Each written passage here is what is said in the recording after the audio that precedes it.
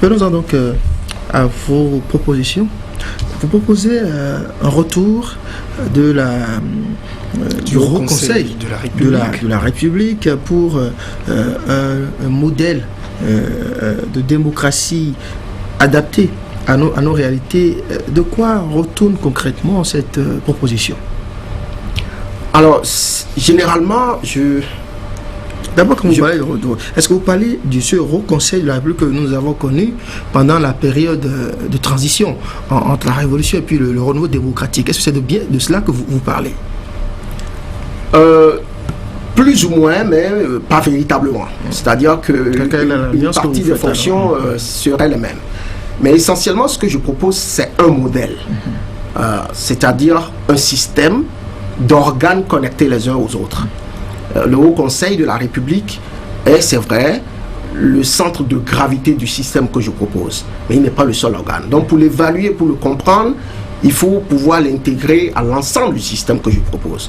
Et donc, je proposerais plutôt que je décrive un peu le système dans son ensemble. Le premier élément des réformes que je propose, c'est quoi? C'est d'abord le système partisan. Les partis politiques, un parti politique, c'est une organisation à travers laquelle des hommes et des femmes s'associent pour défendre des intérêts communs. Et un parti politique ou les partis politiques sont le socle même de la compétition politique. Et donc, si la structure des partis n'est pas stable, elle n'est pas crédible, la compétition elle-même ne sera pas crédible. Donc, il faut réformer un peu le système partisan. En quoi faisant? C'est le plus important. Je propose une réforme au niveau du scrutin, c'est-à-dire du mode de scrutin. Je propose tout simplement qu'il soit universel, suffrage universel comme on l'a eu, mais plutôt à 2 tours, plutôt que d'un tour. Et que au second tour... À quel niveau? Parce que là, en ce moment, nous avons justement une élection présidentielle justement qui a deux tours. Législative ou la musique? C'est-à-dire que dans mon système, il n'y a plus d'élection présidentielle. Je le dis déjà. Dans mon système, il n'y a qu'une seule élection, les élections législatives. Et donc, il faut en faire 2 tours. Premier tour, tous les partis de la République compétissent. Ils peuvent être 200, ils compétissent. C'est leur droit. Et quand ils compétissent au premier tour, au second tour, on ne retiendra que les partis, je ne parle pas d'alliance de partis, les partis qui auraient réussi à obtenir au moins un siège dans chacune des grandes régions du pays. D'accord? Moi, j'ai défini ou j'ai proposé 7 régions, ou je dirais plutôt 7 sous-régions, si vous voulez. La première, disons les 6 provinces au temps de la Révolution, mais on divise le centre en 2. Comme ça, on pourrait avoir au nord 2 sous-régions, l'est et l'ouest. Au centre, 2 sous-régions, le nord du centre et le sud du centre. Et puis au sud, 3 sous-régions, l'est, le centre et l'ouest. Donc ça fait 7. Et donc pour aller au second tour, il faut obtenir au moins un siège dans chacune de ces 7 sous-régions. Au résultat, ce qu'on va observer, c'est que après le second tour, pour aller au second tour, on aura peut-être en moyenne 3, 4, 5 partis. Parce que les partis qui auraient obtenu des sièges dans des départements mais qui n'auraient pas couvert tout le territoire perdraient le siège. Et donc les autres qui ont couvert le territoire vont se les partager au second tour. Donc ça réduit sensiblement le nombre de partis politiques représentés à l'Assemblée. L'effet de cette mesure, c'est quoi? Si au premier cycle électoral on fait ce que je viens de décrire, le cycle suivant, 4 ans après, les partis non représentés à l'Assemblée vont chercher à redéfinir leur stratégie. Parce qu'ils vont se demander, est-ce qu'il est encore opportun d'aller aux élections en tant que parti, ou plutôt se dissoudre et essayer d'intégrer les partis qui sont déjà représentés au Parlement? Ou alors, est-ce qu'ils vont aller demander à d'autres partis qui sont plus forts dans d'autres régions de s'allier à eux pour former un seul parti et pouvoir aller aux élections? Mis à part le mode de scrutin que vous proposez pour les législatives, j'ai le sentiment que vous parlez de la situation qui est prévue en ce moment, parce que lorsqu'on organise les élections législatives, tous les partis n'arrivent pas à produire des sièges à l'Assemblée nationale. Et les élections suivantes, les législatives suivantes, c'est que les partis qui n'ont pas réussi à avoir compétissent tout naturellement comme à l'image de ce que vous proposez. Oui. Quel est le changement fondamental à ce niveau-là? Ils compétissent à nouveau. Parce qu'on constate que ça ne va pas contribuer en tant que tel à réduire le nombre de partis politiques. Non, suivez ma logique. Suivez ma logique, monsieur Dossa. Quand vous faites ça tel que vous dites, dans le système, dans le contexte actuel, le parti qui n'est pas allé à l'Assemblée, il a encore des chances d'aller à l'Assemblée. Parce qu'il espère que, écoutez, il y a des députés, des partis qui n'ont qu'un seul député à l'Assemblée. Donc, il suffit de gagner ou d'être, encore que le scrutin il est proportionnel. Et donc, il suffit d'avoir peut-être 20% ou 25% dans une circonscription, vous pouvez aller à l'Assemblée. Mais dans le système que je propose, vous pouvez avoir 75% d'une circonscription et ne pas aller à l'Assemblée. Donc, au cycle électoral suivant, ça ne servirait à rien d'aller aux élections si vous n'êtes pas en mesure de couvrir tout le territoire national. Donc, ça change, vous, votre comportement. Ça influence également, je viens, M. Saladon, le comportement des électeurs. Si j'avais voté pour vous à ce cycle électoral, parce que je crois en vous, et que vous n'avez pas réussi à couvrir le territoire et vous n'êtes pas allé à l'Assemblée, au cycle suivant, je vais me demander, est-ce que ça vaut vraiment la peine de continuer à voter pour vous ou voter pour quelqu'un d'autre qui a la certitude d'aller à l'Assemblée. Donc, on change un peu le comportement des acteurs politiques, mais aussi des électeurs, à travers une règle comme ça. Est-ce que vous n'excluez pas les partis qui n'auraient donc pas couvert tout le territoire national, ou bien vous voulez les obliger à fusionner avec les grands partis pour qu'on obtienne de grands rassemblements au plan national? Voici ce qui va se passer. Ils peuvent fusionner avec les grands partis, mais ils peuvent rester eux-mêmes. Et ce que je propose, c'est que la compétition au niveau local, notamment pour les élections municipales, que tous les partis compétissent à nouveau. Donc si vous ne pouvez pas être représenté au niveau national, vous pouvez vous consacrer aux activités du niveau local. Ça donnerait un peu de chance au pouvoir local ou aux municipalités d'avoir aussi des partis qui sont un peu plus organisés, parce que ce qu'on observe aujourd'hui, tout le monde a l'attention focalisée sur le niveau national, et je trouve que le niveau local est un peu privé de certaines compétences. Donc si vous croyez, si vous avez des idéaux à faire mettre en place, et que vous n'êtes populaire que dans une région donnée, allez travailler à ce niveau, au niveau de cette région, si vous ne pouvez pas être élu au niveau national. Avant de vous demander comment sera donc élu le président de la République, parce que vous dites qu'il n'y aura donc plus d'élections présidentielles, est-ce que c'est une idée originale ou bien c'est déjà expérimenté dans d'autres nations du monde, le modèle que vous proposez? Par rapport au système partisan. Au système partisan. Ouais. Comme j'ai dit, je n'ai pas eu le temps de développer un peu la méthodologie que j'ai adoptée. C'est une méthodologie purement scientifique. Je ne vais pas pouvoir la décrire ici, à moins que le temps le permette. Mais ce qu'il faut allez-y. Je vais répondre rapidement d'abord. Pour dire, quand vous observez dans certaines autres démocraties, pour aller au Parlement, il faut avoir parfois 5%, il faut avoir 20%, Donc il y en a qui se basent un peu sur le pourcentage des votes pour pouvoir déterminer la capacité à aller au Parlement. Ce que moi je pense, si on fait ça au Bénin, un parti peut rester très fort, je dirais dans le Monokoufo par exemple, couvrir tous les députés du Monokoufo, donc détenir un bon pourcentage du vote national, aller au Parlement. L'impact, l'implication, c'est qu'on va continuer à avoir des partis qui sont seulement des clubs régionaux. Or, l'objectif, c'est d'arriver à avoir des partis d'envergure nationale. Donc, plutôt que d'utiliser le pourcentage du vote national, j'utilise plutôt la configuration ethno-régionale du pays comme base ou critère d'accès au pouvoir national. Alors, vous avez dit, pour commencer, que dans votre système, il n'y a pas d'élection présidentielle. Comment désigner le président? Alors, quand vous me suivez un peu dans ce que j'ai dit tout à l'heure, on réussirait plus ou moins à stabiliser un peu le système partisan au niveau national tout au moins.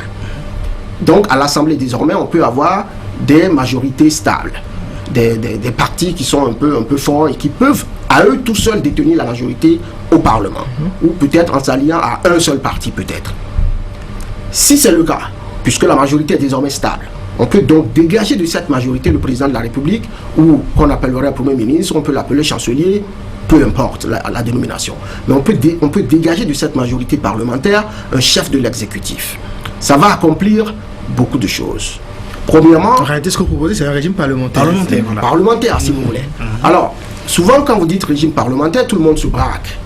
Et puis on dit non, on a essayé. La France, j'ai entendu souvent, j'ai fait une conférence l'autre jour, et puis quelqu'un m'a dit, vous savez, au Bénin, tout le monde a un peu peur du régime parlementaire, parce que justement, la France, sous la 4e République, a fait l'expérience. Je souris parce que quand vous observez un peu l'histoire de la France, le régime parlementaire est le type de régime qui a le plus duré dans l'histoire de la France. Le régime parlementaire a duré 70 ou 80 ans.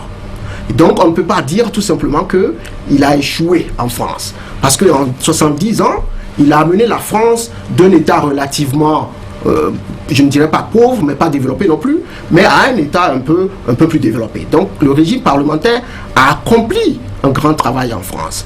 Les conditions, le contexte dans lequel le régime parlementaire a disparu en France, il faut le savoir aussi. Et j'ai fait un peu des recherches dessus. Le contexte, c'est le suivant. On était en pleine guerre froide, c'est-à-dire cette guerre entre le bloc ouest et le bloc est. La peur du bloc ouest mené par les États-Unis, c'était que l'Union soviétique domine le monde avec un nouveau type d'idéologie, le communisme notamment. Et il s'est fait que pendant les années 50, la France a été confrontée à un nombre de difficultés par rapport à ses colonies. L'Indochine, l'Algérie, la Tunisie, le Maroc, ces colonies-là se sont levées, ont pris les armes pour se libérer. Et en France, il y a eu deux tendances. Il y avait le camp de ceux qui voulaient la décolonisation et ceux qui voulaient continuer à maintenir ces colonies. Donc ça a fragilisé le pouvoir politique en France. Et profitant de cette fragilisation, le Parti communiste a pris de l'essor. Et ça a créé une certaine peur du côté des autres puissances. Parce que si le Parti communiste, dans le régime parlementaire, arrivait à avoir la majorité au Parlement, donc le Parti communiste serait ou détiendrait le pouvoir politique en France. Il fallait donc vraiment faire quelque chose, trouver une autre solution. Et le régime semi-présidentiel a donc été la formule qui a été trouvée. De sorte que même si le Parti communiste advenait à gagner la majorité au Parlement, le Parti communiste ne contrôlerait pas l'exécutif parce que le pouvoir serait divisé, surtout que les affaires étrangères, la défense étaient confiées au président de la République. Donc, ça veut dire quelque part, c'était une solution à un moment donné pour apporter des problèmes à un moment donné. Il faut comprendre les raisons pour lesquelles le système a échoué en France et ne pas pouvoir juste généraliser et dire il n'a pas échoué. S'il avait échoué, l'Allemagne ne serait pas où elle est parce que l'Allemagne a ce même régime. La Grande-Bretagne, la Suède, la Hollande, le Japon et j'en passe. L'île Maurice, le Botswana, l'Afrique du Sud. Le président sud-africain est désigné de la majorité parlementaire. Donc, arrêtons un peu de diaboliser le système sans être allé en profondeur pour comprendre comment il fonctionne. Alors comment faire aboutir cette proposition? Parce que sans doute on va toucher à la Constitution, cela appellera sans doute à la révision. Nous avons nos acteurs aussi au Parlement qui sont tellement braqués, on connaît comment ils aiment préserver leurs intérêts. Comment faire aboutir cette proposition Si le temps le permet, M. Salanon, je voudrais très rapidement qu'on revienne un peu sur les prérogatives du chef de l'exécutif sous le système, dans le système, parce que c'est important. Alors, quand on a revu un peu le mode de désignation du chef de l'exécutif, il faut amender un peu ses prérogatives. Et moi, je propose qu'il conserve ses prérogatives en matière de défense, de sécurité, de politique intérieure. Mais qu'il partage désormais une partie de ses prérogatives avec le Haut Conseil de la République. Donc, ça me permet de faire la transition vers le Haut Conseil de la République. Ce que je propose, c'est un organe de 7 membres. Souvenez-vous, j'ai parlé de 7 sous-régions, 7 entités ethno-régionales désormais. Et ce que je propose, c'est la mise en place d'un haut conseil de 7 sages, 7 membres, âgés de 70 ans au moins, provenant chacun de ces régions. Vous dites au moins, hein? Oui, 70 ans au moins. Le système de désignation des membres du Congrès ou du Sénat américain. Chaque État, suprême, voilà, si vous voulez. Aux États-Unis. Alors, quand vous avez un conseil comme ça, on va revenir après sur comment on peut le mettre en place au départ. Mais supposons qu'il est en place. S'il est en place aujourd'hui, voici ce qu'on peut lui confier comme prérogative, comme mission d'abord. La première mission serait de veiller à la paix et à la stabilité du pays. Mais je précise aussi que quand il siège au conseil, les membres siègent à vie. Quand vous y accédez, 70 ans, 75 ans, vous y restez aussi longtemps que votre capacité physique le permettrait. D'accord? C'est un peu comme le juge de la Cour suprême. De la Cour suprême aux États-Unis. Oui. Sauf que ici, à 70 ans, on sait que bon, la durée, la moyenne de vie au Bénin, on connaît, et donc bon, voilà. Mais ils siègent à vie. Et donc, on leur demande de veiller à la stabilité, à la paix du pays. Ça, c'est leur première responsabilité. D'accord? La deuxième responsabilité serait aussi de veiller à la performance de l'administration publique. D'accord? Et pour accomplir ces choses, il faut leur donner un homme de 70 ans a encore la perspicacité nécessaire bien sûr, pour veiller au bon fonctionnement d'une administration publique. Bien sûr, bien sûr. Parce que vous avez le Haut Conseil qui se réunit pour prendre des décisions sur la base de ce qu'aurait élaboré une administration mise à leur profit. Donc ce seraient des gens comme vous et moi, des jeunes, des gens brillants, qui peuvent donc proposer des choses au Conseil. Le Conseil vient siéger, décide sur la base de ce qui lui a été proposé, aussi sur la base de ce qu'ils pensent, de leurs convictions. Donc ils n'ont pas besoin de passer dans les bureaux de l'administration pour aller faire quoi que ce soit. Mais je voudrais parler justement du pouvoir, comment ils vont accomplir ces missions. La première chose, c'est que désormais, on ne nomme pas un responsable d'organe public sans l'approbation du Haut Conseil de la République. Ça veut dire quoi? Si on veut nommer le directeur de la police nationale, le chef de l'exécutif propose et les hauts conseillers siègent sur la proposition et disent oui, nous sommes d'accord, celui-là peut, au vu de son profil, il peut être le directeur de la police nationale. Vous savez ce que ça va avoir comme impact sur la performance de ce directeur de la police. Pour le démettre, il faut encore l'approbation du Haut Conseil. En plus, le Haut Conseil a le pouvoir de ce que j'appelle, on va confier au Haut Conseil le pouvoir d'exiger la démission d'un haut cadre. Et le cadre aurait 2 semaines pour démissionner. Et s'il ne démissionne pas, le Conseil peut voter une aptitude permanente. Donc ça veut dire que celui-là ne peut plus occuper un poste public dans la République. Ça veut dire si vous êtes directeur de la police nationale et vous savez que vous ne pouvez pas être démis par le chef de l'exécutif sans l'approbation du Haut Conseil. Et vous savez que le Haut Conseil peut à tout moment voter votre démission, vous faites un peu ce qui va dans le bien commun. Vous pourrez résister au chef de l'exécutif s'il vous demande d'aller faire de la répression dans la rue. Cette logique est valable pour le président de la Cour suprême, pour les membres de la Cour constitutionnelle, pour le chef d'état-major général des armées, pour le directeur de la douane, et j'en passe. Donc, nous aurons une administration où les chefs seront un peu plus autonomes et pourront faire des choses pour le bien du peuple sans craindre pour leur poste. Parce que ce que j'ai dit tantôt. À ce niveau, est-ce que le président de la République ne devient pas un peu inutile lorsqu'on sait que, par exemple, les cadres n'auront donc de compte à rendre qu'à ce fameux Haut Conseil que vous proposez, et qu'on sait qu'il y a quand même une Assemblée nationale et sans doute aussi des institutions telles que la Cour suprême, la Cour constitutionnelle. Alors, finalement, quel est le rôle de ces institutions, notamment la présidente de la République, quand le Haut Conseil doit être investi de tous ses pouvoirs? Alors, je n'avais même pas fini d'énumérer les pouvoirs du Haut Conseil. Je vais revenir dessus tout à l'heure. Mais très brièvement, tous les autres organes conservent le pouvoir. L'Assemblée peut continuer à contrôler l'action du gouvernement. C'est son devoir. L'Assemblée va continuer à voter les lois. Ce n'est pas du ressort du HCR de voter les lois. Donc l'Assemblée conserve sa prérogative. La Cour constitutionnelle conserve sa prérogative de veiller à la constitutionnalité des lois votées. Ça ne change rien. Alors, qui contrôle, qui surveillera le rôle de ce Haut Conseil? C'est pourquoi je dis il faut me permettre de finir du côté du Haut Conseil. Donc. Alors, la deuxième prérogative à confier au HCA, j'ai parlé du pouvoir de nommer, du pouvoir de démettre les responsables des organes publics. La deuxième prérogative, qui est aussi importante, c'est que désormais, le HCR puisse aussi donner son approbation pour l'allocation des ressources, notamment le budget.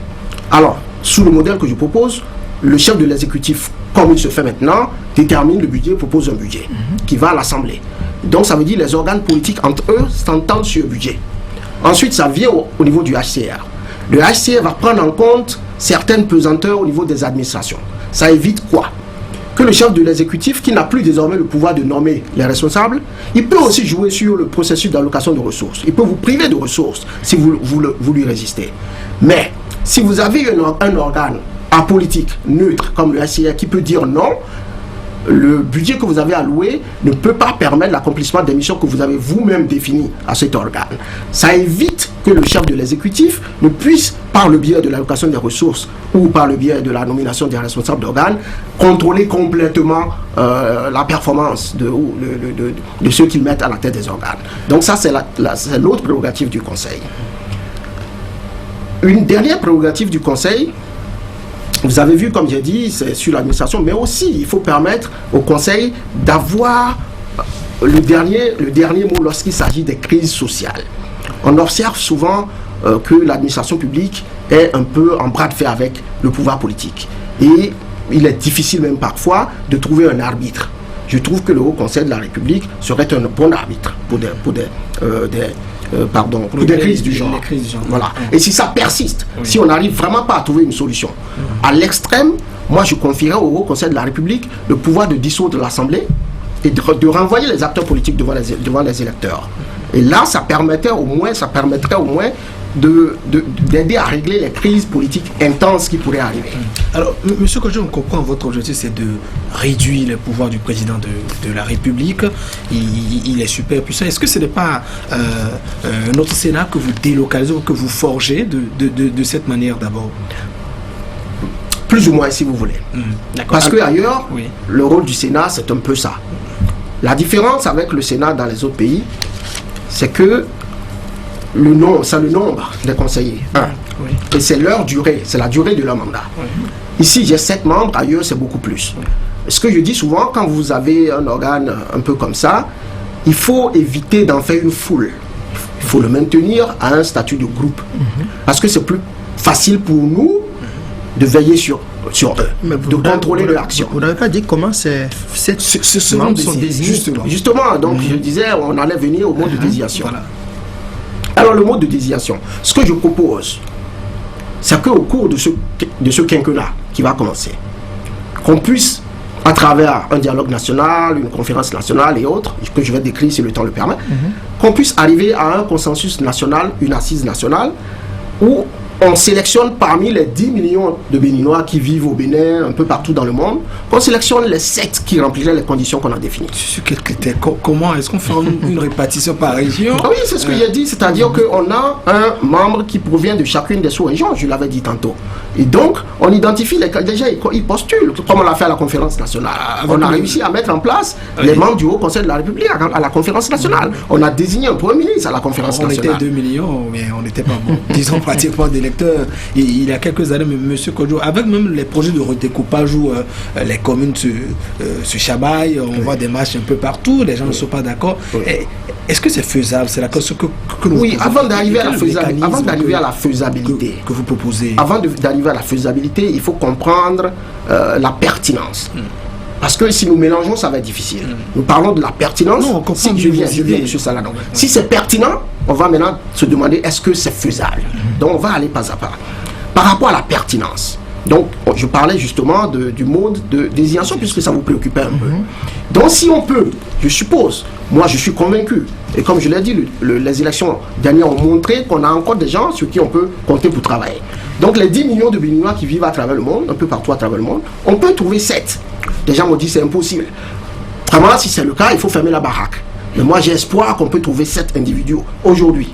Si on trouve ces 7 et qu'ils sont membres du Haut Conseil, alors il y a ce qu'il faut, c'est penser à comment on va procéder au renouvellement des membres lorsque un arriverait à être incapable. Ça, je le confierai au maire. Voici le processus que je vais décrire. Lorsque parmi les 7, il y a un qui est jugé, qui venait à mourir ou être physiquement incapable, on convoque une session close des maires de sa sous-région. D'accord? S'il est du Mono-Koufou, on convoque les maires de cette sous-région-là, qui se réunissent en conclave fermé au public. Et les 6 autres sages viennent avec une liste de 3 candidats chacun.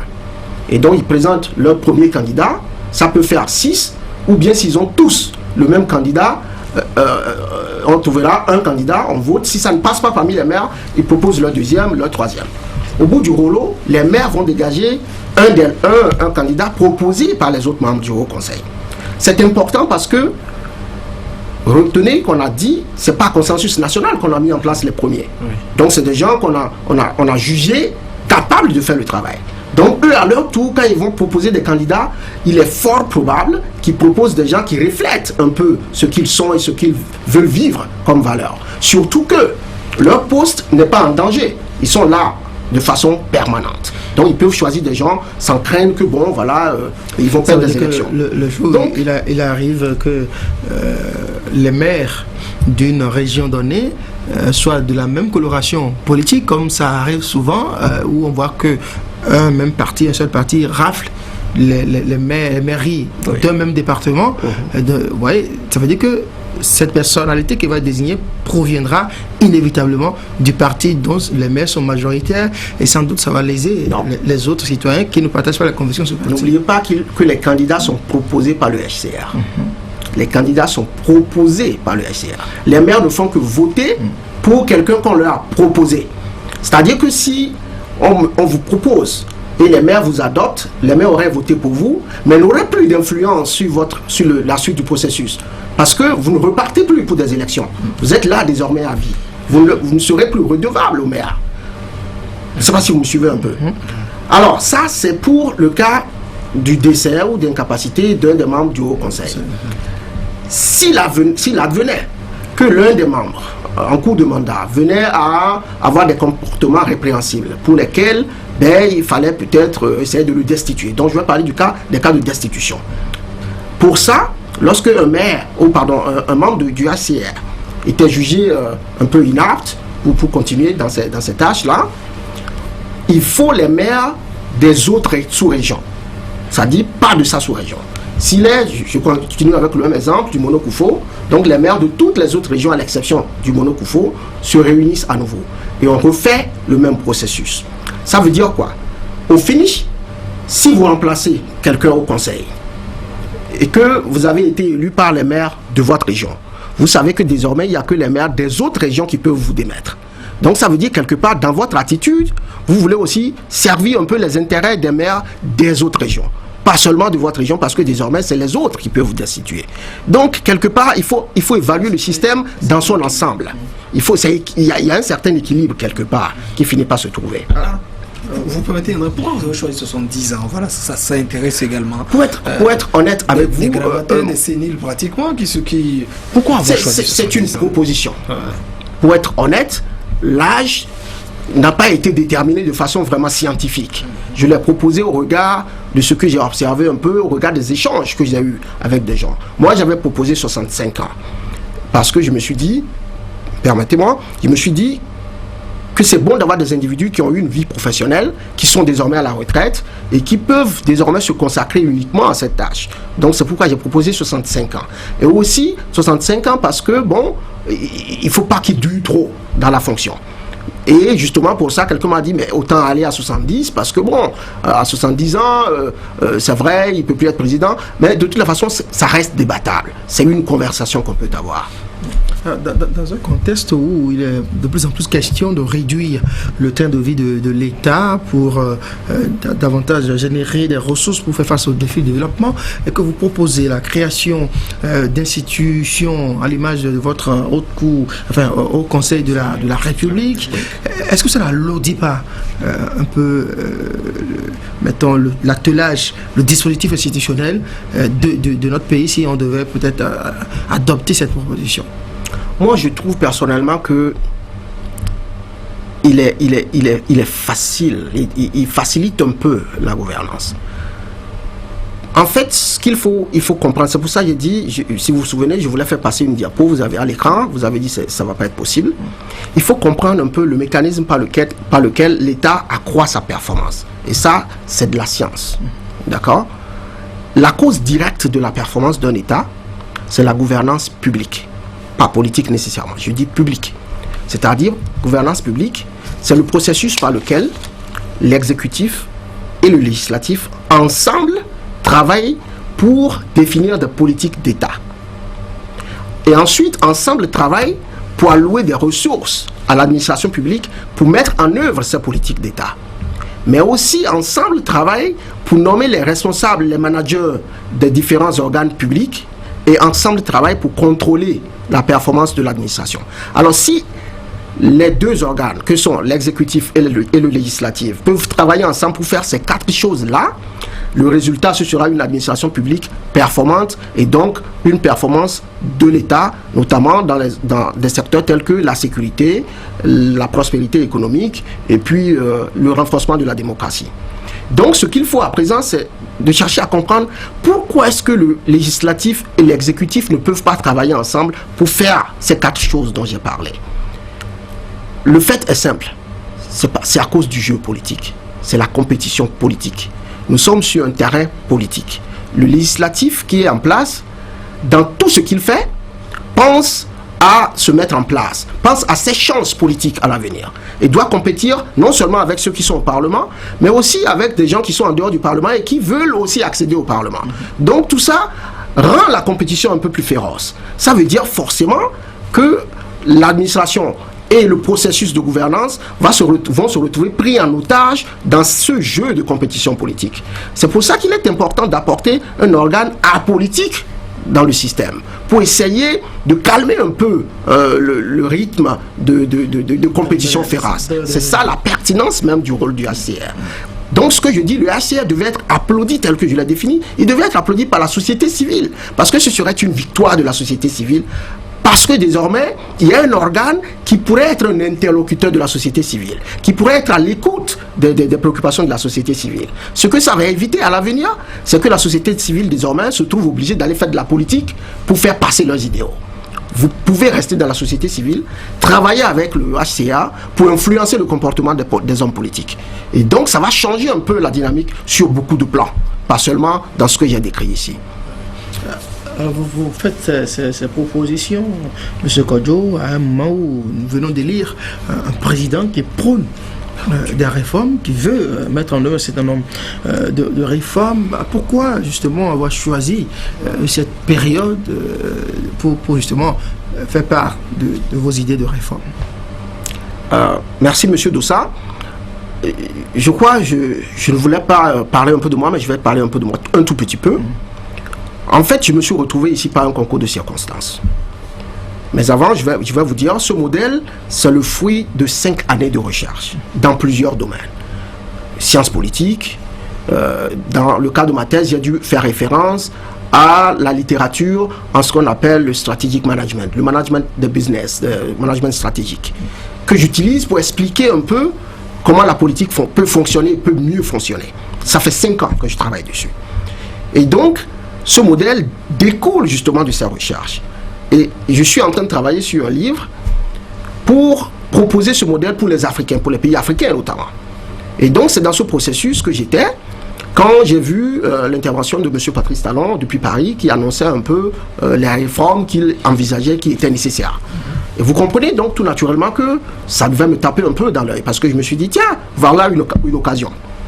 Et donc j'ai été contacté par des amis qui savaient que je travaillais sur un truc du genre pour que je vienne un peu, lors de la campagne, apporter ma contribution. Mais j'ai décidé de ne pas le faire parce que je voulais rester surtout apolitique. Mais, et ça c'est un peu ma vie privée, mais je vais le dire néanmoins, le 27 février, à 2h du matin, j'ai eu un coup de fil depuis les États-Unis, m'annonçant la mort de ma soeur, celle qui vient après moi, qui a fait un accident de circulation à Papa et en est décédé sur un champ. Et je me suis senti dans l'obligation de revenir au Bénin. Donc je suis revenu, j'ai pu prendre un petit congé à l'université, je suis venu le 8 mars. Et je devrais rester, prolonger un peu mon séjour pour faire des recherches en Côte d'Ivoire, notamment au Togo. Alors dans ce débat qui a commencé, je me suis senti interpellé. Parce que moi j'ai travaillé depuis 5 ans sur la question. Et ce serait un crime de ma part de ne pas me prononcer sur la question qui est en cours. Parce que je reste convaincu que le travail que j'ai fait est l'un des meilleurs qu'on peut faire. Je n'ai pas besoin de vous dire tout ce que j'ai pu faire par le passé. Mais je vais vous faire cette petite confidence. Mon professeur de thèse m'a dit, quand j'ai voulu commencer les travaux, il m'a dit, tu as un terme incroyablement important. Mais je doute de ta capacité à le faire parce que à ce stade-là, tu es encore doctorant, ça va être difficile. Il vaut mieux que tu l'abandonnes, que tu attendes de finir et de te consacrer à ça peut-être pour le reste de ta vie. J'ai dit non, je vais y aller. Il était très sceptique. Mais aujourd'hui, c'est lui qui me met la pression pour que je vienne faire la publication parce qu'il est convaincu qu'on a atteint ou on a mis la main ou le doigt sur quelque chose de très important. Et donc, ne pas le partager avec mon peuple serait un crime. Et là, je suis donc dans mon devoir de citoyen et je me sens obligé de prendre part au débat parce que j'ai appris dans les coulisses que le nouveau régime est prêt à engager les réformes dans les tout prochains mois. Et moi, je pense que pour des choses du genre, si le président élu veut faire de son mandat un mandat de transition, il faut alors prendre du temps. Nous parlons de transition d'un système vers un autre. Et donc, il faut prendre le temps pour couvrir tout ce qu'on peut couvrir, pour réfléchir à tous les aspects, toutes les options possibles, pour arriver à déterminer de façon consensuelle avec les autres qui n'ont même pas voté peut-être pour le président, mais arriver à arrêter quelque chose de façon consensuelle qui va mettre le Bénin à l'abri de ce petit soubresaut, qui va stabiliser un peu la situation au Bénin pour les décennies à venir ou peut-être les siècles à venir. Alors, qu'est-ce que, dans vos travaux, quelles réflexions vous faites sur des institutions telles que la Cour suprême, l'ARAC, la Cour constitutionnelle, pourquoi pas, le Conseil supérieur de la magistrature et d'autres? Avant de répondre à cette question, je vais dire quelque chose très rapidement. Au Bénin, nous avons installé cette culture qui consiste à attendre de nos intellectuels qu'ils puissent se prononcer sur toutes les questions. Je trouve que c'est trop leur demander. Et il appartient aussi aux intellectuels d'être honnêtes envers le peuple, de pouvoir dire au peuple, il y a des sujets sur lesquels je peux me prononcer d'autorité en tant qu'expert, mais il y a aussi des sujets sur lesquels j'ai des opinions comme vous et moi. Et donc, ce que je dis souvent, c'est que la période ou l'ère des philosophes savants est passée. De plus en plus, nous sommes dans une ère où nous avons besoin d'experts, d'expertise pointue. Alors, personnellement, je n'ai pas travaillé sur les institutions judiciaires ou les organes judiciaires. J'ai travaillé sur les institutions politiques et institutions en termes de règles et en termes d'organes pour justement essayer de mettre en application ces règles-là. Donc, il est important que nous reconnaissions chacun le terrain sur lequel nous sommes compétents, sur lequel nous sommes experts, et qu'on ne vienne pas dire à la population, parce que je suis intellectuel, je peux donc me prononcer d'autorité sur tous les aspects.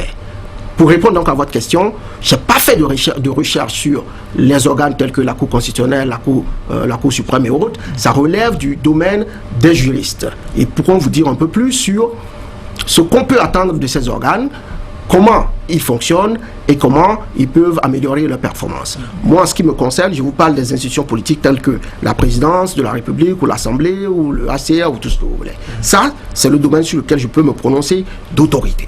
Alors, M. Kodjo, on sait que de façon générale, il y a des systèmes qui sont un peu classiques. On a parlé tout à l'heure des régimes, régime présidentiel, semi-présidentiel également parlementaire.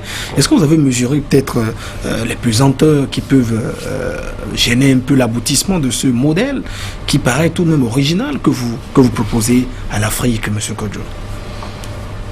Merci, M. Salanon. C'est bizarre parce que vous posez la question, mais c'est un des aspects les plus importants. L'aspect ou la pesanteur extérieure, la pesanteur internationale. Quand vous voulez mettre en place des institutions, vous prenez en compte l'impact des autres facteurs autres que les institutions sur la performance de l'État. Donc, vous me permettez ici, si vous voulez, de couvrir un peu cet aspect-là. D'entrée de jeu, ce que je vais dire, c'est que dans une société, si vous voulez la performance de l'État, vous devez commencer par vous dire quels sont les autres facteurs qui peuvent positivement ou négativement impacter les activités de l'État en vue d'une performance. Et quand vous avez déterminé ces facteurs et leur impact, vous mettez ensuite des règles ou des institutions en place qui pourront freiner ou atténuer l'impact négatif de ces facteurs que vous avez déterminés au préalable. Dans le cas d'espèce, mes travaux, ce que mes travaux ont produit, c'est le suivant. Je vous ai décrit un peu plus tôt le processus par lequel la performance de l'État peut s'accroître. C'est-à-dire que, à travers la gouvernance publique, où l'exécutif et le législatif travaillent ensemble pour allouer des ressources, dégager des politiques d'État, contrôler l'action de l'administration et nommer des responsables d'organes publics. Maintenant, il faut se demander quels sont les autres facteurs autres que politiques qui pourront affecter ou impacter négativement ce processus de gouvernance publique. L'un des facteurs, que je vais prendre un exemple un peu au hasard, ce sera, disons, la culture même. Commençons déjà par la culture. Et parlant de culture, il y a un aspect que j'aime bien souvent ressortir, c'est la conception de l'autorité, Au Bénin, nous avons développé, je ne sais pas depuis quand, mais nous avons aujourd'hui cette culture de l'homme fort, quand nous parlons en termes d'autorité. Quand nous nous référons à une autorité, nous disons toujours qu'elle a été investie par Dieu. Elle est divine par essence. Le président de la République est élu parce que Dieu l'a voulu, Dieu l'a choisi. Alors ça veut dire que ce que nous attendons de cet individu, c'est qu'il nous domine parce qu'il a été choisi par Dieu. Ça, c'est l'attente populaire. Vous n'approuvez pas cette conception? Non, c'est pas que je n'approuve pas. Je veux montrer juste la relation de cause à effet entre cette conception et la performance de l'État en termes de renforcement de la démocratie. D'accord? Mon travail, c'est pas de juger. Mon travail, c'est d'expliquer les relations qui existent entre différents facteurs. Donc, moi, je constate qu'au Bénin, que ce soit bon ou mauvais, je constate que le Béninois, quelque part, attend de ceux qui le gouvernent qu'ils le dominent. Aux États-Unis, c'est pas le cas? Non, permettez-moi de finir, de décrire, et puis on va voir si ailleurs ça se passe. Donc ça, c'est ce que j'observe, et je crois qu'on peut tous convenir dessus. L'implication pour le chef, c'est donc que progressivement, il risque de commencer à vouloir dominer parce que c'est ce qu'on attend de lui. D'accord? Donc, quelque part, l'impact pour le renforcement de la démocratie, c'est que ça va freiner un peu le renforcement de la démocratie parce que nous lui demandons de nous dominer. Or, la démocratie, par définition, c'est un processus à travers lequel les gens travaillent ensemble. C'est un processus qui exige la coopération, qui exige du chef qui puisse coopérer avec les autres. Or, vous lui demandez, à travers votre culture, à travers votre conception de l'autorité, vous lui demandez de vous dominer, donc de ne pas aller chercher la coopération avec les autres. Donc, il y a un peu comme une contradiction. Alors, ça a une implication très importante pour la mise en place des institutions. Quand vous savez que vous avez un environnement comme ça, où les gens sont demandeurs d'une autorité forte. Donc les gens, en fait, à travers la culture, la conception de l'autorité, encouragent l'abus de pouvoir. Il faut donc mettre en place une institution qui oblige véritablement le dirigeant à rechercher la coopération. Et vous allez voir que ce que j'ai proposé, le président d'un parti politique va travailler par consensus. Parce qu'il sait que s'il est du Borgou et qu'il veut aller au Parlement, il faut qu'il travaille avec l'élu de son parti qui est de la Takora Donga ou du Monokufo et de Lomé et autres. Donc ça oblige le chef du parti à travailler avec les autres. Et ça oblige les autres également à coopérer parce qu'ils savent que tout seuls, ils ne peuvent pas aller au Parlement. Donc il y a un peu une dynamique de coopération qui se crée. Ça, c'est à l'intérieur des partis politiques. L'autre chose également, c'est le chef de l'exécutif. Comme je l'ai dit, qui provient de la majorité parlementaire. Il est aussi contraint de travailler avec les membres de sa majorité parlementaire parce que sans eux, il ne pourra pas renouveler son mandat. Voyez-vous? Donc, contrairement à ce que nous avons actuellement, où le président se met en place et systématiquement tout le monde s'allie, où il est donc en position de dominer les autres, nous avons tout le contraire. C'est-à-dire que la majorité existe déjà avant la mise en place du chef de l'exécutif. Et là, il est obligé de travailler de façon coopérative avec les membres de sa majorité. Donc là aussi, au niveau de l'exécutif, nous instaurons un système de coopération pour freiner la question d'abus de pouvoir. Et le troisième aspect, c'est le HCR, qui aussi travaille par consensus. Parce que, et ça je ne l'ai pas dit, pour être valide, une décision du Haut Conseil doit contenir forcément un vote des députés des 3 grandes régions, pas les sous-régions, grandes régions, le Nord, le Centre et le Sud. Ça veut dire quoi? Si les 3... députés ou... Non, pardon, les conseillers, pardon, merci monsieur de ça. Les conseillers. Si les 3 conseillers du Sud et celui du Zou s'allient pour voter en faveur d'une décision, ils sont 4 contre 3, ils sont majoritaires, c'est vrai. Mais cette décision ne peut pas être valide parce qu'elle n'inclut pas quelqu'un de la zone du Nord. Donc ça veut dire que là aussi, vous encouragez les gens à aller rechercher le consensus au-delà de leur région. Et ça, c'est important pour le long terme. Parce que nous aurons des générations qui vont venir, qui vont grandir dans un système où ils voient en fait que les décisions au sommet requièrent la coopération, requièrent de nos dirigeants qu'ils aillent au-delà de leur région pour pouvoir travailler ensemble. Dans 50 ans, vous avez toute une autre dynamique dans la société. Donc ça, ce modèle de consensus, comme je l'ai décrit dans le titre, est mis en place justement pour freiner l'élan de cet aspect culturel qui consiste à concevoir l'autorité comme émanant de Dieu.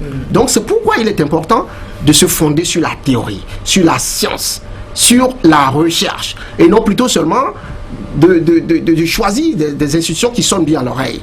On ne met pas en place des règles parce qu'elles sonnent bien à l'oreille, mais parce qu'elles peuvent logiquement apporter quelque chose ou changer quelque chose. Et pour savoir ça, il faut aller connaître quels sont les problèmes qui existent déjà et savoir comment est-ce que cette règle va aider à résoudre ces problèmes. Alors, vous avez donc eu le temps, sans doute, de lire le projet de société du candidat qui est finalement élu président de la République, Patrice Talon. Vous avez pris connaissance des réformes, des projets de réforme qu'il porte. Qu'est-ce que ça vous inspire? Quelle analyse avez-vous pu faire sur ces réformes? Comme j'ai dit, ma volonté de vouloir réorienter mon projet vers le Bénin plutôt que sur l'Afrique, cette volonté est née un peu de la première sortie médiatique de M. Patrice Talon. Et quand je l'ai suivi, c'est vrai, ça m'a encouragé un peu de savoir qu'il y a encore des gens qui veulent aussi faire la réforme. Et le diagnostic qu'il a fait pendant l'interview et qu'il a fait par la suite lors de la campagne me convient aussi. Alors nous sommes d'accord sur le diagnostic. Nous sommes d'accord aussi sur la nécessité de faire de la réforme institutionnelle pour impacter positivement la performance de l'État. Par contre, là où la différence, c'est certainement le processus qui va aboutir au changement institutionnel. Est-ce qu'il faut aller vite, comme le disait son coordonnateur de campagne sur un plateau de télévision où j'étais avec lui en interview ou en débat? Est-ce qu'il faut aller vite ou est-ce qu'il faut prendre du temps? Moi je dis il faut prendre du temps. Lui il m'a dit il faut aller vite. Nous ne sommes pas d'accord sur ce point. Il faut prendre du temps. Nous savons que les réformes du genre de celles que propose Patrice Talon ne sont pas des réformes à envisager dans des périodes électorales. Et en période électorale dans notre pays, on ne peut rien faire de façon concrète. Et voilà que s'il prend les rênes du pouvoir dès le mercredi prochain, il aura au moins 3 ans d'accalmie, 3 ans de période non électorale, période plutôt favorable pour la conduite de réformes. Donc vous êtes d'accord avec moi qu'il faut prendre du temps. Et je fais la même lecture que vous. Au contraire, lui dit tout le contraire. Vous dites plutôt qu'il faut aller vite les 3 premières années. Profiter donc de cette académie avant d'entrer dans les périodes électorales. Cette absence d'enjeux électoraux. Oui. Mais je crois que c'est pourquoi c'était important qu'on fasse une bonne lecture des résultats des élections. La lecture que moi j'en fais, c'est que la classe politique a perdu la confiance du peuple. Donc, à cette étape, à mon avis, la classe politique a tout à gagner des réformes politiques. Elle a tout à gagner des réformes politiques. Et ce que je propose, en fait, c'est de donner à nouveau une nouvelle chance à la classe politique. Parce que là, quelqu'un ne peut pas venir d'ailleurs pour être chef de l'exécutif.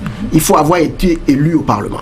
Pour aller au Parlement, il faut être membre d'un parti d'envergure nationale. Donc, le processus est tel qu'il faut être d'un parti politique pour pouvoir gérer le pouvoir exécutif. Donc je donne une chance au pouvoir, à la classe politique. Et je crois donc, parce qu'elle est consciente qu'elle a perdu la confiance du peuple, elle va attendre aussi longtemps que nécessaire pour regagner la confiance du peuple.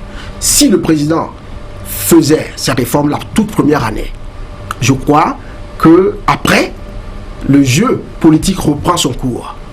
Juste après les réformes, croyez-moi. Le jeu politique reprend son cours parce que la classe politique n'aurait plus, il n'y aurait plus d'enjeu, il n'y aurait plus de motivation pour vraiment coopérer. Parce que les réformes sont faites désormais. Et donc, leur idée serait déjà sur le prochain cycle électoral. Alors que quand vous le faites à la veille du cycle électoral, ben, ça permet au président, ces 3 premières années, de se consacrer à faire d'autres choses qu'il a dégagées lui-même de son projet, et ensuite de consacrer les 2 dernières années à rallier tout le monde pour dire, à nouveau, nous voulons tout remettre à zéro. Parce que nous voulons remettre à zéro, plus personne ne sait qui va être désormais aux commandes. Ça va donner des chances à tout le monde, ça va donner de l'espoir à chacun, mais aussi que le processus qui aura abouti aux réformes aurait servi aussi à réconcilier le peuple avec la classe politique, avec les différents acteurs. Parce que ça, c'est important. Il y a aujourd'hui une crise profonde de confiance. Il faut donc faire en sorte que nous puissions, en tant que peuple, en tant que société, retrouver cette confiance. Indispensable. Parce que une société qui choisit de faire de la démocratie, c'est que nous avons décidé de confier à la classe politique la tâche de nous conduire vers là où nous voulons aller. On constate aujourd'hui que la classe politique a pratiquement démissionné. Vous l'avez rappelé d'ailleurs, le peuple ne lui fait plus aujourd'hui confiance. Jeudi dernier, vous avez donné une conférence pour expliquer un peu le modèle. Est-ce que déjà dans le rang de Patrice Talon, des gens vous ont déjà contacté pour vous dire, Monsieur Kodjo, on vous a suivi, les idées que vous développez, ça nous séduit peut-être. Question de curiosité. J'avoue avant de revenir rapidement à votre question, je suis ici à Canal 3 pas parce que j'ai demandé. Parce que quelqu'un de l'extérieur a suivi, a pris contact avec votre directeur et a dit, mais attention, est-ce qu'on peut faire quelque chose? Et lui ne savait pas ce que c'était. Et après, échange sur échange, ils ont dit, mais tiens, il y a quelque chose, c'est vrai, on a vu aussi, on peut lui donner une chance. Donc, vous ne m'avez pas fait payer. Je ne vous ai pas contacté, c'est vous qui m'avez contacté. On vous a suivi. Vous nous avez suivi? Tant mieux. On vous a suivi, la conférence que vous avez. On fait l'opportunité de davantage expliquer. Voilà. Donc ça veut dire que je ne suis pas venu vers vous, c'est vous qui êtes venu vers moi. Ça veut dire que quelque part, ce que je dis est quand même, ou suscite quand même la volonté d'aller vers un débat. Mais à ce jour, pour être honnête avec vous, je n'ai pas reçu d'appel du camp de M. Patrice Talon. Nous avons échangé, c'est vrai, avec son coordonnateur de campagne pendant l'émission télévisée, non, je veux dire M. Aladaté, Roden, voilà. Donc nous avons échangé. Et il a promis d'être à la conférence publique parce que je l'ai invité pour qu'il vienne écouter un peu ce que j'avais à dire. Malheureusement, je suppose qu'il a eu un contretemps, il n'est pas venu. Mais ce que je souhaite, il ne s'agit pas de moi, il ne s'agit pas de ma personne. L'enjeu est plus grand que moi. Je suis un citoyen, j'ai le devoir de jouer mon rôle. Et ce que je souhaite, c'est qu'on ait un débat public. Parce que le Bénin, il nous appartient à tous. Et le Bénin, nous voulons le construire pour nos enfants, pour leurs enfants. Et donc, il faut prendre le temps de discuter, de débattre. Et maintenant, je trouve que c'est la meilleure période, c'est le meilleur moment pour débattre. Alors, M. Kodjo, dans un contexte où vous avez beaucoup de Béninois qui ne mangent pas à leur faim, pas 3 repas le jour, beaucoup de Béninois qui rêvent que leurs enfants aient donc d'emploi, que les conditions soient donc améliorées. Est-ce que vous pensez que devant toutes ces priorités, est-ce que c'est l'essentiel, ces questions dont vous débattez? Je crois que vous avez à nouveau une question très pertinente, comme d'habitude, tous les deux d'ailleurs. Alors, en quoi est-ce que la réforme institutionnelle est importante? Vous avez décrit un peu les gens qui meurent de faim, les gens qui veulent avoir de l'emploi, qui veulent... Cette observation n'est pas d'aujourd'hui. En 1960, les gens avaient faim toujours. En 90, 2016, je prédis en 2025, je prédis en 2050. On sera encore à ce stade. Peut-être que le nombre diminuerait. Bon, peut-être, on ne sait pas. Oui. Mais pour que le nombre diminue, qu'est-ce qui va faire que le nombre va diminuer? C'est ça, justement, le plus important. Et je vais vous dire ce que moi je pense. Souvent, nous parlons de développement économique. Et tout le monde a les yeux fixés sur le développement économique. À mon avis, c'est une erreur. En tant que société, nous ne pouvons pas nous imposer cette contrainte de vraiment focaliser toute notre attention autour du développement économique. Parce que c'est un processus long terme. Le développement économique est le résultat d'autres choses qu'on fait dans la société. D'accord? Donc, à mon avis, nous serons à un stade où il y aura moins de gens qui seront dans cette condition de pauvreté extrême lorsqu'il y aura la prospérité économique au niveau des individus. Lorsque beaucoup plus de personnes vont commencer à prospérer individuellement. Et pour qu'ils prospèrent individuellement, il faut qu'on crée une société où les institutions fonctionnent vraiment.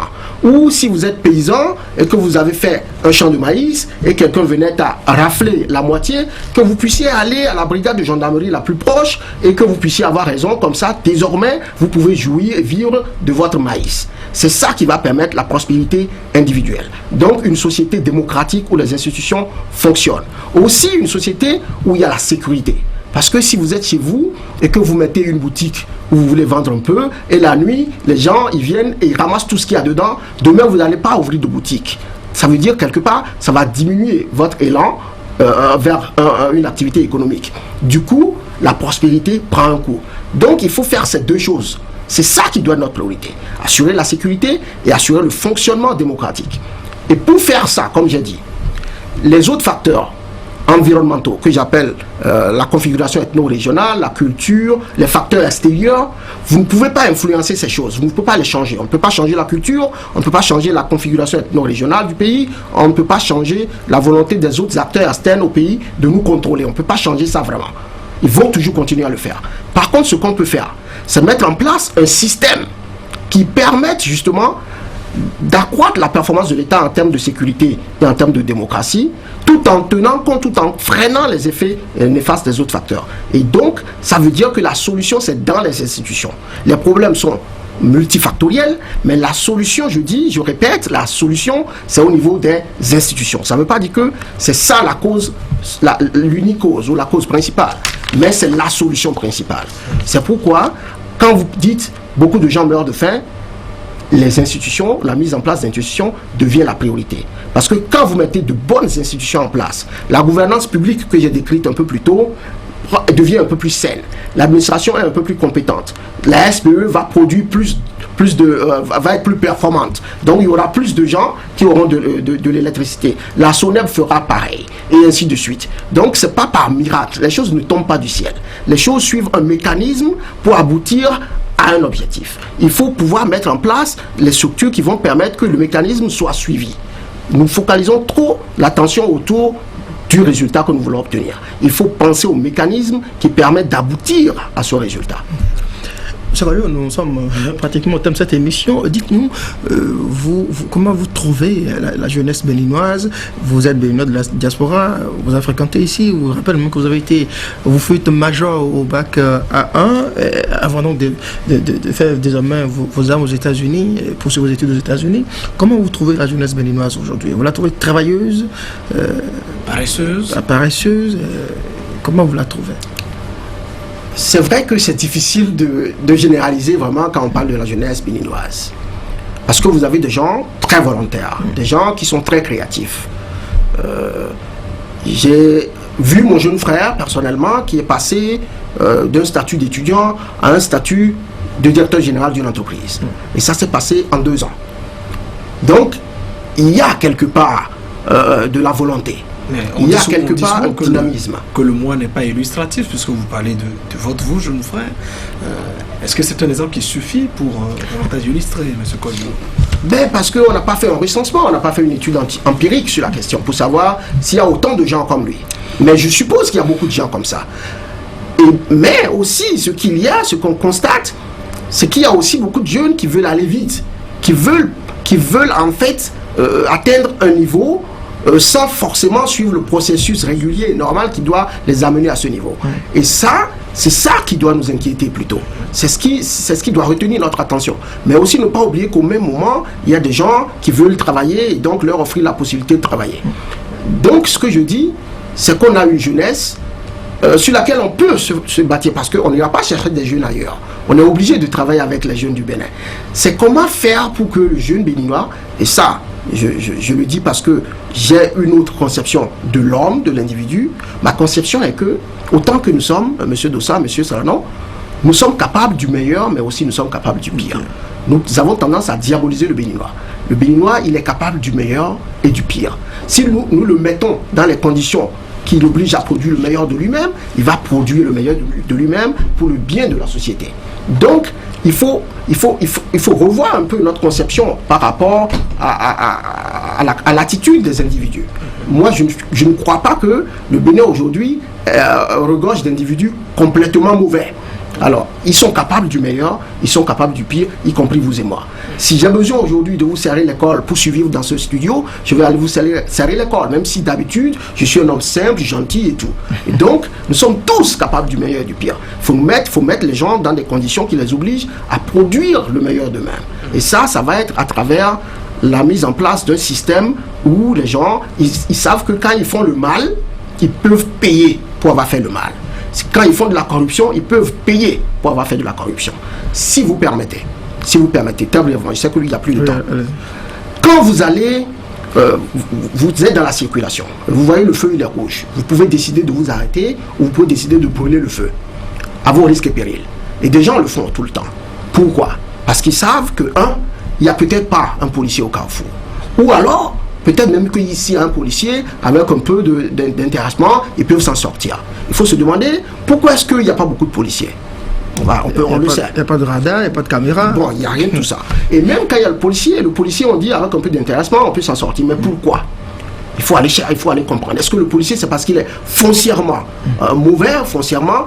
Je crois qu'il est dans des conditions où peut-être que en se laissant intéresser, à l'abri du besoin. Bon, donc il faut voir tout ça. Il faut voir tout ça. Et quand on va arriver à une société où le policier de lui-même peut décider de ne pas se laisser corrompre parce qu'il sait qu'il va payer pour ça, donc il va faire appliquer la loi.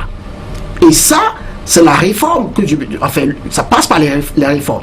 Parce que son chef doit le contrôler. S'il ne le contrôle pas, c'est parce qu'il sait que lui, son chef aussi, ne le contrôle pas. Et donc, vous remontez jusqu'au directeur de la police. Dans l'exemple que je donnais, si vous avez un directeur qui est sous pression, il va mettre la pression à ses adjoints, qui vont eux aussi mettre la pression à leurs adjoints. Et ça va redescendre jusqu'à la base, jusque sur le terrain. Donc, c'est ça, tout le processus et tout le mécanisme qui doit être mis en place. Avec la description que vous avez faite, est-ce que 5 ans c'est suffisant pour opérer ces réformes? Parce que Patrice Talon a promis faire 5 ans et de parti. Justement, moi je crois que 5 ans c'est suffisant. Mais il faut commencer un dialogue.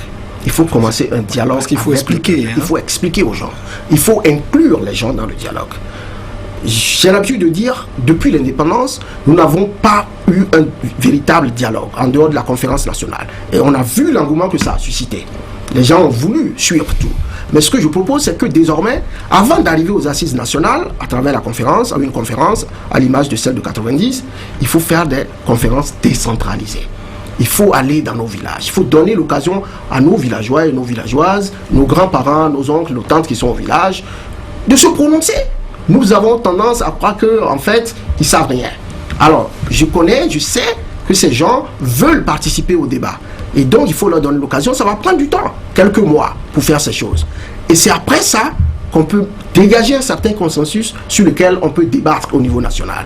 Et après, commencer la mise en place des institutions. Comme vous voyez, ça peut se faire donc dans les 5 ans. Monsieur Juscolio, nous sommes au terme de cette émission. Votre conclusion en quelques secondes? Merci M. Dossa, merci M. Salanon, merci à Canal 3 pour cette formidable occasion que vous me donnez pour partager un peu avec le peuple béninois les résultats de mes travaux de recherche.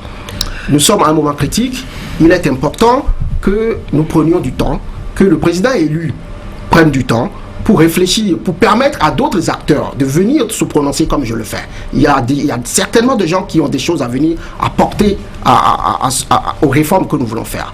Et j'invite aussi, surtout, la société civile à s'impliquer dans le débat, à s'intéresser au débat, à organiser des forats, à permettre, à organiser des plateformes où on pourra venir s'expliquer, où on pourra venir discuter. Parce que sans ça, on ne va pas faire beaucoup de choses. Je sais, et j'ai été accusé ces derniers jours d'être sorti parce que je réclame un poste. Personnellement, ça me fait sourire parce que ces gens ne me connaissent pas. Ils ne savent pas qui je suis, mais je comprends parce que ça fait partie de la crise de confiance qui existe désormais dans notre société.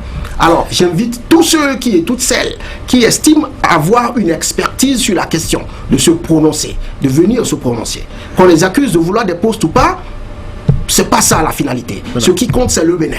Si il faut obtenir des postes pour que le Bénin aille mieux, tant mieux. Mais si, de ma maison, je peux apporter quelque chose pour que le Bénin aille mieux, tant mieux. la solution finale ou l'objectif final, c'est le Bénin. Et j'espère qu'on va faire de grands pas et de très grands pas, et ne pas faire plutôt de petits pas. Merci. Merci Juste Kodo, merci d'être passé sur Zone Franche.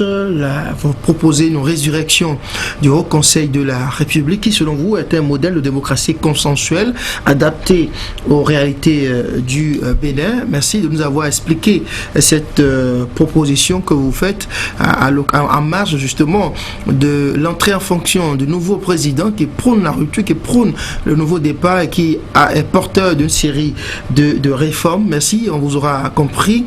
Chers amis téléspectateurs, on va retenir pour l'essentiel que les seuls obstacles à notre réalisation de demain, ce sont justement nos doutes d'aujourd'hui. Landé Salano, merci. Portez-vous bien. Agréable moment devant Canal 3 Bénin. Au revoir.